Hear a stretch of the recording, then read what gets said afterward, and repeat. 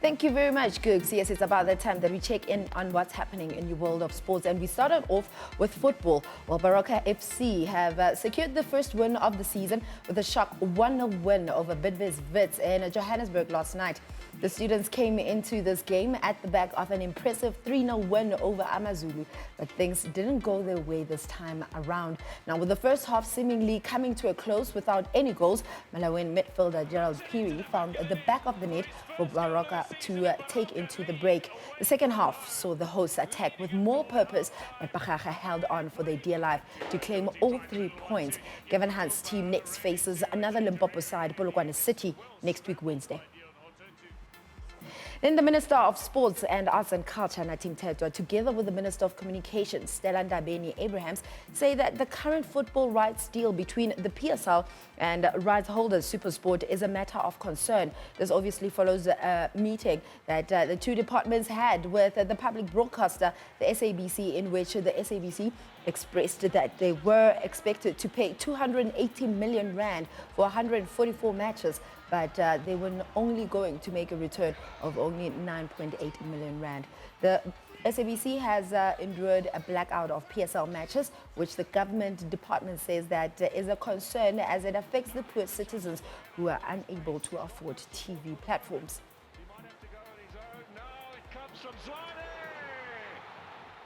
Then staying with football, Bafana midfielder Hlompho Kekana says losing Stuart Baxter as the national coach is unfortunate. The Mamelodi Sundowns captain believes that the team did well by getting to the quarterfinals of the Nations Cup in Egypt and says they can only support whoever is coming in. Well, it was just unfortunate to lose a coach at this point in time where I think the team really tried to do their business in Cairo, where we managed to go to the knockout stage. So for me, I think such is football, such is life, where people have to move on and give other people opportunities to show us what they can do for the team. But as a nation, I think I would say we are a nation that really deserve better. I think we just have to try and help wherever we can as players. I think the only opportunity that we have is to play football, and I think as players we cannot comment more about whoever taking the job or the hot seat. What we need as players, we just have to raise our hands and say we want to be picked. All right, moving on to athletics. World and former Olympic champion high hurdler Sally Pearson has announced retirement from athletics following a series of injuries that have blighted her career in recent years. Australia's most successful track athlete of her generation won Olympic 100 meters hurdles gold at the 2012 London Games and the world title in 2011 and 2017.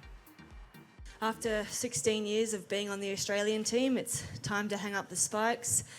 It's probably been a hard slog, in particular from the London Olympics to now with my injury issues. It's just ongoing, and every time I want to go fast, the body doesn't want to. So I don't think I could take any more injuries, and I have huge doubts for the next year for me to be able to continue at the level that I expect of myself and also what the country expect of me when I go to the Olympics. So I decided to, as I said, hang up my spikes and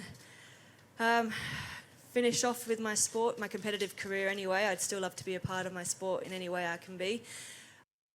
Then Tokyo residents and tourists have expressed concern for Olympic athletes participating in the 2020 Olympic Games as temperatures have been hovering at dangerous levels, killing at least 19 in the capital alone. Now, 2020 organizers plan to help with cooling down and staying hydrated using things like mist sprays and providing cool, shaded rest areas, as well as paving the marathon course and other major roads with more than 100 kilometers of resin-based surface that lowers the pavement temperature.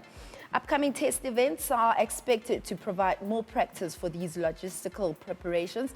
The Japanese capital has so far avoided a repeat of last year's record-breaking scorcher when temperatures soared to 41 degrees Celsius.